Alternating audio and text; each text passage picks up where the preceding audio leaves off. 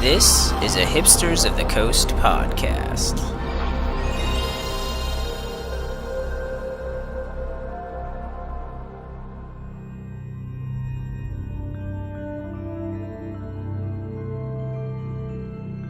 This Doomed Travelers podcast is brought to you by Hipsters of the Coast, your destination for magic news, strategy, and entertainment. And by Casthaven, where you can build your magic collection like a pro. Visit casthaven.com for more information.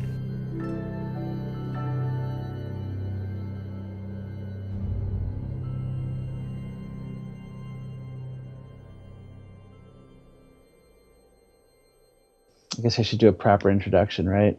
Welcome everyone to a new episode of Doomed Travelers, the podcast where we play Destiny and other video games, and we talk about Magic, the best game there is. This week we're going to cover two topics. We're going to start with scouting the Pro Tour, a very hot topic lately, and we're going to talk about fishing, not the kind you do on the water, but the kind that mean people tried to do with the Wizards website this week, a clone of the Wizards website. On the internet, yes. I am joined this week by Dave McCoy and Brendan McNamara, and I am your host, Rich Stein, getting killed in the Crucible. So let's start with scouting, and I'll ask you guys both the question: would you rather, going into a tournament, into any round of a tournament, whether it's Friday Night Magic, Pro Tour, whatever, would you rather know your opponent's entire deck, knowing that they know your entire deck, or would you rather everything be completely a secret? I think it's definitely interesting if you watch, say, the top 8 of a Pro Tour when everyone has all the deck lists, or it's the same thing happens at the top 8 of a GP. Yep. And they share the deck lists, and there is that extra level of everyone knows, what are the cards that they have that I need to play around, like if this is limited, or, what are the specific cards that are best against me for constructed. And that's nice, but I think in general, me personally, I try to limit the number of variables I'm having to track in my head during a game. And so if I know all the cards in my opponent's deck, in limited, for example, it's useful, but it can just kind of grind your gears to the point that it's harder to really focus on what's important. And what's more important in that situation is thinking about what are the cards that are really powerful, that are hardest for you to answer or to deal with, or what cards you need to focus your resources around answering, or steering the game into a point where that card is not very relevant. And you don't need to know all of your opponent's deck to do that. And it's often nice, if you're in a draft pod, what cards are passed, or if you're playing in sealed, what kind of cards tend to be in good decks. And if you're at the top of the standings, you're probably sitting next to these people. And I'm always looking around and seeing what other people are playing, and I keep mental notes of some extent. But I would rather less people know less overall, because I think it's more interesting to put together, okay, what is in my opponent's deck, or what are the cards that I should be playing around. You're spending time thinking about, well, the way they played this turn means they have Dissolve in their hand, for example, as opposed to just knowing, well, I know they play 4 Dissolves in their deck, and so I'm just going to always play around Dissolve. I think that that's a more passive way, and it can lead you into situations where even though they have Dissolve in their deck, they probably don't have it in their hand. But if you're not thinking about that because you just are reading a deck list, I think that's less interesting. Yeah, so the question comes about because over the internet, this kind of started at the Pro Tour, Dragons of Tarkir, and it's kind of exploded over the weekend here. But what's gone on is pro teams, pro players, pro teams generally have been employing scouting at the Pro Tour. And to the extent at which most of the larger teams, so we're talking Pantheon team and the Ultra Pro team and some of the bigger teams, generally know the entire deck lists of many of the competitors on the Pro Tour by the second round. is what we're being told. I mean, that was the claim, but I mean, Brian Kibler shared a screenshot of his notes that he shared with his team, and whether or not you can take Brian Kibler at his word, I mean, I don't know. He seems like a trustworthy guy, but who knows?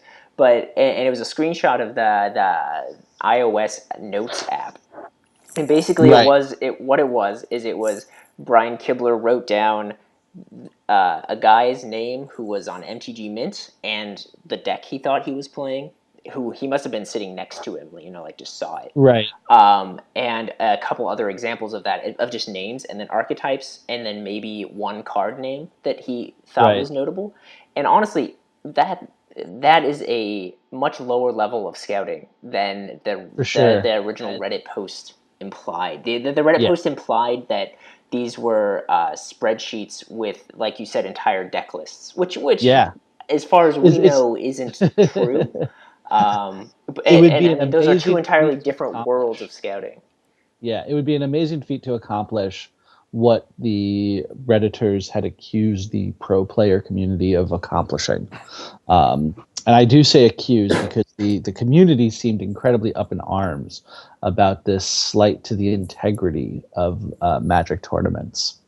Well, I think there is a little bit of truth to the allegations. I mean, I know I heard some from other people who played at Pro Tour or Fate Reforged when I was there, of at least one team who had an actual spreadsheet that they had access, like a Google Doc that they would access on their phone, and people would stories of people going to the bathroom before the round started and asking the judge for extra time so that they could go and look that sort of thing up. I think that happens to a slight extent, and I think that troubles people a little more than just the standard Yuya Watanabe is playing blue-black in this tournament, and he plays, he's playing main deck Disdainful Stroke.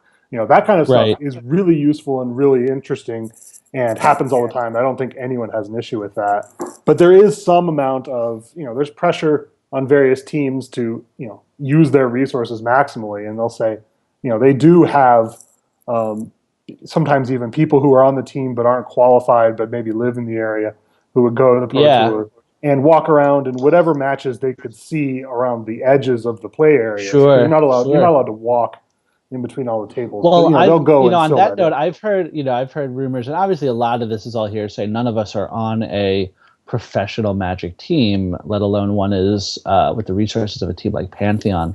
But there have been stories of teams that have gotten people press passes so that they can walk around those areas of the tournament to do their scouting. And that's, it's hard to say what is and isn't accurate. A lot of this is going to be complete fabrication. Some of it's going to be true. But I think the bottom line is scouting at various levels is a thing that happens at the Pro Tour. And the community seems to be a little dismayed by this fact, which is kind of surprising because, like you said, Brendan, it's a thing that happens at a variety of levels already. Yeah, I mean, this for me playing in preliminary PTQs out here in Denver, I'm starting to get to know people, but there's an established scene. There's a lot of very good, PTQ grinder level players who have played in a few Pro Tours, who are out here, and they all know each other. And I remember the first sealed PTQ I played at when no one really knew who I was, and I had a really good deck. And basically all the people I played were good, and all of them at least knew a general sense of what the bombs were in my deck. And and the same way in smaller events, you sit next to everybody, and I do the same thing. And so I've played round 4 in a PPTQ when I knew that my opponent was splashing green in his white-black deck because he had the Fate Reforged Dramoka, and that's a card I didn't have a lot of answers to, and so I went into knowing game 1 because I'd sat next to him the round before and saw him win with it. This stuff happens all the time, and it's just at the Pro Tour that's more organization, there's more money on the line, and so it's going to be more professional because the Pro Tour is getting more and more professional. And I think people are just kind of surprised at how professional and serious it's getting. But the same thing that's always been going on. It's just technology. Right. You have your phones. They can't make people. Yeah, they don't exactly. want to make people not use their phones because they want people to tweet. Yeah. And they Dave, put Dave? Yeah, there's a lot going on, but I mean, I want to get Dave's opinion on what do you think the ideal situation would be, right? Because today we're kind of in this mixed world of some people don't know, some people do know. What would be the ideal scenario for you? In terms of a pro tour or any Yeah, in terms of the random. pro tour, let's just talk about the pro tour here because I think on a small scale, when you go to Friday Night Magic or even to a PPTQ, like Brendan said, the communities are pretty tight knit. People are going to know what other people are playing. It's very hard to avoid that. But at a pro tour, I think when you've got a lot of spectators, there's a lot more on the line.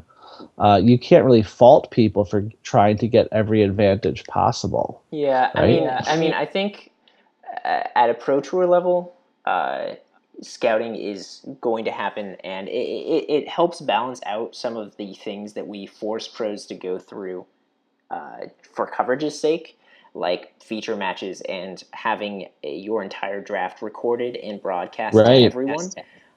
Meaning all you have to do is text your friend and say, hey, I'm playing Luis Scott Vargas next round. His draft was on. What did he draft?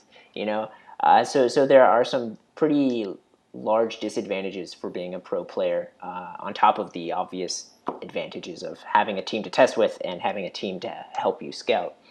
Right. But I mean, at lower levels like a GP, most of the GPs I play in are in warehouses that you can't get cell reception in anyway. So it's not like you could even scout if you wanted to. But I mean, like BMax said, it's people reacting to the professionalization of a competitive tournament. Like people who come in by themselves because they spiked a PTQ are already at a disadvantage against a pro player, just because of the Right. testing and the lack of high-level players that they have access to. And I think people are reacting to that imbalance being worsened, perhaps, by the organized scouting that these teams do. But I don't think Right. I don't think scouting's preventable. I don't think it's a bad thing. I think it's an advantage of players who, or an advantage to players who care enough to organize. I don't think. I think people are just reacting because they are unable or unwilling to put in the effort to organize their own scouting teams. Like everybody has an equal opportunity to scout. It's not like these guys are asking a judge for access to deck lists or something like that. Right. They're just doing something that anybody could do, but they're organizing it, and Right. and that seems fine with me. It just means that they're both engaged and organized enough to pull it off. I don't know. So do you think the onus falls on players who do qualify via, say, an RPTQs that just happened this weekend? Do you think the onus is on them to organize themselves in order to give themselves a similar advantage? Well, I mean, they have to do that for testing anyway. Right. So I mean, I don't see why your organization should end Right. before the pro tour. Like you're all at the pro tour together theoretically, and you should be helping each other out at the pro tour as well. I mean, I also just don't think that there are any other legal solutions. Like you can't ban scouting because you're going to look at the people who are playing next to you, and there's nothing. Right. There's no feasible way of preventing you from relaying that to your teammates, nor should there be. And there's also knowing Wizards, there's no feasible way for them to disseminate digitally all the deck lists anyway, because they're submitted on paper, especially the limited deck lists, because you're doing it right before the event starts. So how on earth are you going to disseminate all those deck lists? You're not going to be able to.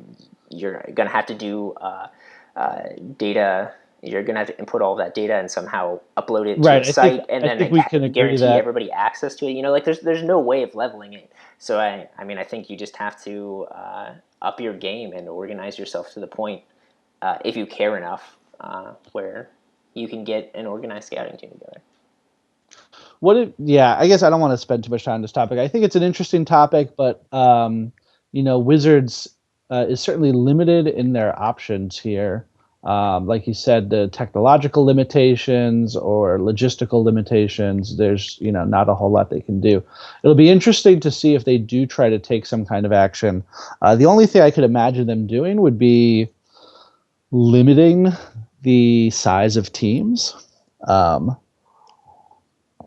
But that seems like it's opening an entire can of worms with the legitimization or sanctioning of teams, which I'm sure is something that is very low on Helene Bergeau's list of things to fix. So it's an interesting topic, but one that ultimately I think is going to remain status quo. Any final thoughts on that one, or we should move on? I mean, I think if there was an out, if the portion of pros from these scouting teams in top eights or winning the pro tours was out of proportion, I think it would be a bigger issue. But I mean, you see players you expect to do well, and then you see people who were loners or from smaller teams also do well. So it doesn't appear to, we don't have top eights that are all Channel Fireball all players. Pantheon. Yeah, exactly. So I mean that's due to a lot of factors, but yeah, I think if that I think you're right. If there's clearly a theoretical advantage on paper, and obviously testing with a team gives you a big advantage. But like you said, that advantage is not translating into top eights at Pro Tours being entirely filled of players from large teams. So, which is definitely healthy for the team meta game. So moving on, we're going to switch topics completely and talk about fishing. Fishing, that's fishing with a PH, like fat with a PH. For those of you who don't know, phishing is when people try to steal your login information by making a clone of a website you frequent, such as your bank's login website or the login website for your email, or maybe the fairly brand new login information for the Magic the Gathering website. So last week, a link went around that was from a website with a URL that looked like magic.wizards.com. But then continued with .clonable, blah, blah, blah. And it looked like an article from Mark Rosewater that was touting the return of mana burn and another rules change that is pretty inconsequential. But the goal of this was to get people to click on the sign-in link to sign into their Wizards account. Thus giving somebody access to everyone's or these people's Magic accounts. Brendan, did you see the site? Were you fooled? I did not see the site. The first thing I saw was a tweet from Mark Rosewater saying, "No, we're not bringing back mana burn," and like referencing something about how there was this site, and I was like, oh. I immediately said, "Oh, someone has made like a phishing website, trying to, trick people and at the same time do, steal logins." And I really hate that kind of stuff, as I think most of us do. And so I kind of rolled my eyes, and then later on, I saw some actual links to the website, and I saw the URL, and I said, "I will never click on that URL." There's too many. That is not magic.wizards.com / some sort of content. I look at URLs, even though I'm not a programmer or trained in the details of how they work the way some of us are. I see that and I'm like, I know exactly what's going on, and I'm just going to steer clear. And they're not bringing back mana burn, Right. Yeah, that was the interesting part, was that the story was really completely unbelievable. At least I felt it was more or less unbelievable. Dave, do you see the link? Do you see the site? Yeah, I opened up my email, and top of the list was an email from Matt Jones saying, "Why aren't we talking about this?" Colon, and then a pasted link that was magic.wizards.com.clonezone.link/whatever. And I couldn't tell because there's no sarcasm or irony font on the internet. I couldn't tell if Matt was kidding or if Hunter's response was also a joke. I honestly couldn't tell because it was just the link was so obviously not correct. So I was super confused, and so I wasn't trying to respond. But yeah, I saw it, and I was not fooled, mostly because of internet safety dictates that you look at the URL of the link that you're clicking. But I mean, also, who's gonna believe that Mana Burn's coming back? that's just what blows my mind. Like even if you don't look at the URL. Yeah, no, it turns out a lot of people actually believed the article and clicked the URL, and it is not a great thing, I guess. I saw the link from Matt, and I saw it, and I was like, this is clearly not going to take me to a real Magic article, but I'm interested to see where this does take me. So let's find out. Well, I was never asked for my sign-in information. Were people actually asked for their sign-in? Because this honestly, it strikes me as because Clone Zone is just a service for you, like creating fake, like joke websites. Right. And this strikes me more as someone trying to rile up the Magic community than a actual phishing attempts. But I mean, I guess I don't know their motivations, and I didn't really click around long enough to figure out if they were actually trying to steal information. Right. But no, I mean, the website was very clearly not a Wizards website. If you looked carefully enough, it should have been pretty obvious what was going on. The terminology was wrong, but also lots of parts of the website were not accurate. They did not look like Wizards' website, which is impressive because I think we've all been under the impression that Wizards' website is actually not that great. So the fact that somebody wasn't actually able to just clone it in a weekend or however long they spent on this. Yeah, well, I mean, what the service does is it clones the style sheets, so like the code that was written to structure and make the site look the way it does. So it clones all of that. It just copies it over and applies it to a new page. But what it was missing, from what I recall, is like the live elements. So like the other articles or the little sections that aren't just controlled by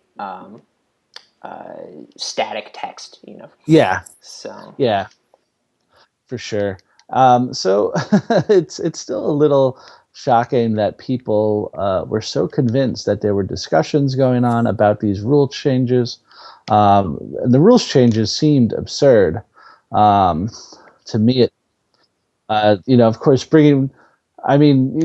we had a few discussions, Jess Sturba, who writes about EDH for our website, she was actually very intrigued by the idea of mana not emptying from your mana pool at the end of every phase. And I think that a lot of EDH players would be very interested in that because it means everybody gets to play with Azusa to an extent for free.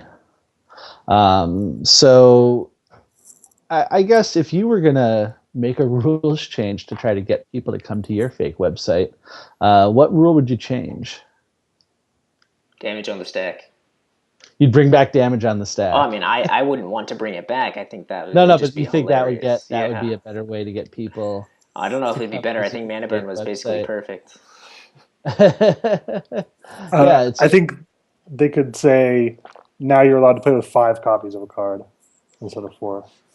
Yeah, that'd be pretty good. Or purple being the 6th color. That works too. Purple being the 6th color. Yeah, it's just, I guess it's interesting what the motivation must have been, because even if the motivation was phishing, right, and they were trying to get people's login information, what end do you think, Brendan, you see this a lot, I'm sure, to what end does that information become useful? I'm not sure that it's incredibly useful to have like people's logins to wizards.com. I mean, most people's logins, or a lot of people's logins, don't even work because they changed the site a few months back, and a lot of people have been trying to deal with the way they merge the accounts in their databases. But even assuming that it worked really well, like there's not a whole lot of information that is part of your public Magic account that being able to access, if you could go into the Planeswalker Point site and know what turn, they could figure out what stores you play at, and maybe if someone was Right. maybe if you were a known person who had a lot of valuable cards who traded, maybe they'd say, oh, this person goes to Tuesday Night Magic at this store every week, and they could use that to like track them and then go get them. But that's about I think the most sinister thing you could do with that. I mean, the other thing you could do is see if people use those same logons, like say at Star City Games, and then maybe access their premium, or using their credit card that has information stored. That kind of thing can happen. So Brendan, Yeah, that was my assumption. Sorry, Brendan, as a lawyer, what avenues? Because what's interesting about Wizards' response is that they immediately came out with this intention of seeking legal remedies for this website. What on earth are they thinking they could get out of this? I don't quite understand. Like, the dude cloned their website. Like, that's, as far as I know, that's not fraud unless you are actually, like, stealing information, which didn't actually seem to be the point of this site. Yeah, I mean, a lot of what Wizards does in these situations is part of really preserving their trademarks and a lot of the specific identity of Magic. And because trademark law, unlike say copyright law, you make cards, the cards are copyrighted. There's not a whole lot they have to do. There's back end for them and being able to enforce against infringers or people who are counterfeiting. But basically copyright law just protects what you make. But trademark law, part of the law is that you have to put effort into protecting it. And especially if you have a trademark based around a game called Magic, the more general or the more just kind of public domain or standard speak the words and the identity that you use are, the harder it is to protect it. And so part of it is they have to, show their muscle, and they can't let people do those sorts of things. And there are also some laws called cyber squatting laws where, you can't go and buy, magicthegathering.com or something if it was available, or if you go and get a website URL that's very similar to a company who has a registered trademark with that name on the website, and then you go and try and masquerade as them, that there are criminal laws that prevent that. And, as the owner of the real website, it's in your interest, both just in general, because you don't want people thinking that they went to a bad website and it was actually yours. They want to protect their image and they don't want their customers to be injured by these fake sites. So there's real incentive for them to at least threaten legal action. I mean, they're not going to spend a bunch of money shutting these things down unless it's something real. Right. But it's just one of their incentives that they have. And a lot of the decisions that Wizards make are based around preserving the identity of Magic as a game. Right. It's so valuable. Yeah, it's definitely it's a big part of the lawsuit they have against Cryptozoic, right? Is the fact that trademark law essentially requires them to protect their trademark, even if it's only a borderline infringement or possibly not even an infringement at all, because they have a lot more to lose if there is an infringement. Yeah, and if they just said, oh well, Cryptozoic's product isn't very good, we don't care about that, then someone else could do a better job. Then Hearthstone sees that and they say, oh, well, we're just going to start incorporating a lot of elements of Magic. And if Magic sues us and says that those are trademarks, we'll say, well, but Cryptozoic is doing it. These other people are doing it.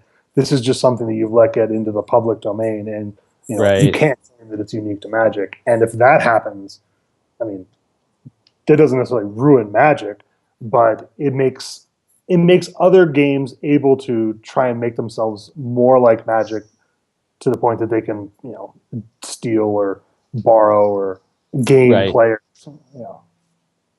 Yeah, and it's the gameplay is one thing. The thing with the Cryptozoic and the thing with this one again is it really comes down more to what it's like to be Magic, right? Because Magic's terminology is so ambiguous, they really need to protect the essence of what Magic is, and what it's like to play a game of Magic, and I guess in this case what it's like to be the Magic website.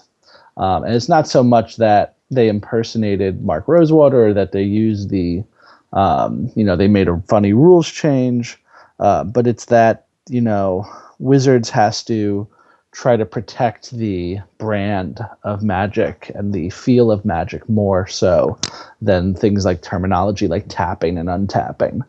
And with the Cryptozoic lawsuit, what they're trying to protect is the actual aesthetic and feel of playing a game of Magic, with the argument that playing Hex is almost indistinguishable from playing Magic. And in this case, they'd have to try to make the argument that going to this website is almost indistinguishable from going to the Wizards website. And in that sense, they're probably correct, because you don't have to stretch too far to prove to anyone, whether it's a judge or a jury or whomever is presiding over your lawsuit, that anybody could theoretically have been fooled by it. And that's kind of the crux of, at least with the Cryptozoic lawsuit, that's a lot of what's going on.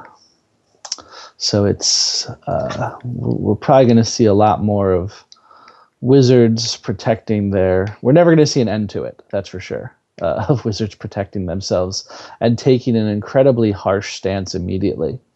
And a lot of that I think has to come down from Hasbro being the mega conglomerate that they are. Yeah. Yeah, I mean, Hasbro spent a lot of money to acquire Wizards of the Coast, so the profits from Magic, some of those go in to support Hasbro, and Wizards and Magic are a very lucrative and successful brand, and Hasbro has a lot of legal resources to be able to throw its weight around and make people think twice about trying to angle in on Hasbro's turf. Whereas when it was just Wizards being run out of Renton, Washington, or wherever they are,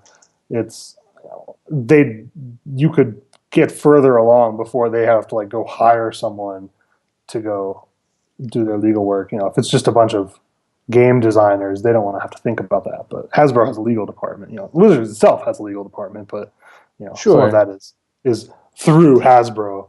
And that's just part of the cost of running a large business. If you have $1 billion or however much their just property and identity of Magic is worth, then you're foolish if you don't put money into proactively keeping it safe. And no, definitely.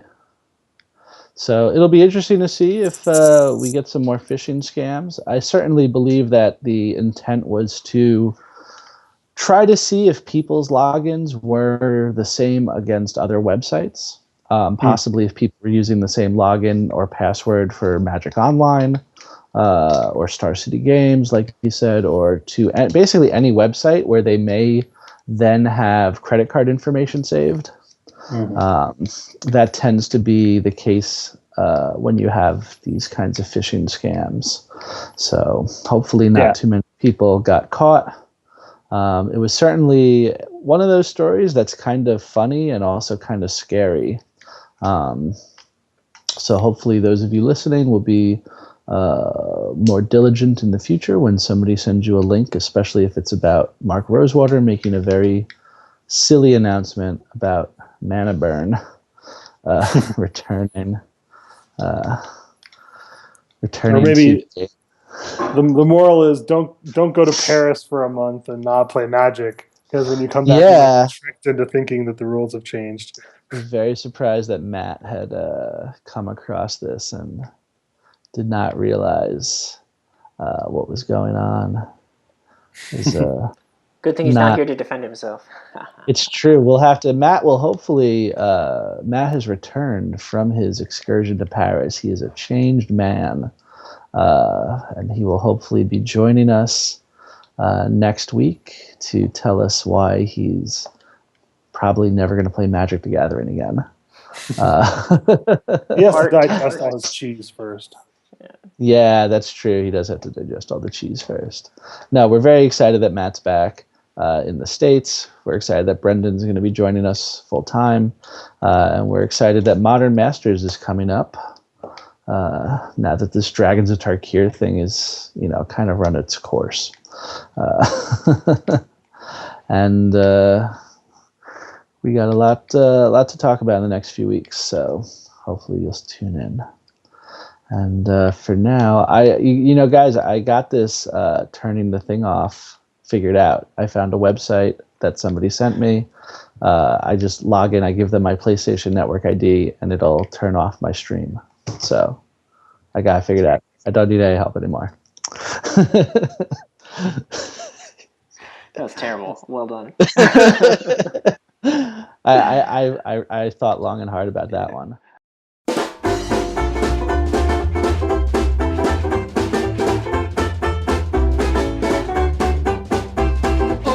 Hey Guardians, thanks for tuning in to the Doomed Travelers podcast. You can find more at doomedtravelers.com or follow at Doomed Travelers on Twitter for show updates and other nonsense. Make sure to subscribe to Hipsters TV on YouTube for videos of our previous episodes, and don't forget that you can find audio-only versions of the Doomed Travelers podcast on iTunes. For your host, Rich Stein, and Matt the Obliterator Jones, I'm David Bones McCoy. See you next time. Nothing past William Howard Tucker.